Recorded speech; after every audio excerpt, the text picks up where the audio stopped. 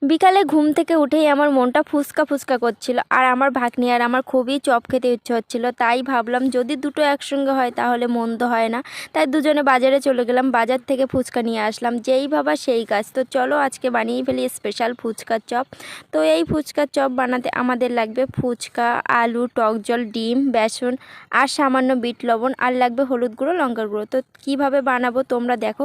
ফার্স্টে ফুচকাটা ফাটিয়ে নিয়ে একটু আলু ভরে দিলাম, একটু টক জল দিয়ে আর একটু আলু ভরে দিয়ে ফুচকার মুখটাকে আটকে বেসনে চুবিয়ে ডিমের ব্যাটারে লাগিয়ে ওটার ভিতর আর একটু ডিমের ব্যাটারটা দিয়ে ওটাকে তেলে ভেজে সুন্দর করে গোল গোল করে তুলে নিলাম। আর হ্যাঁ, এটা কিন্তু অল্প জালেই ভাজতে হবে, বেশি জাল দিলে পুড়ে উঠবে।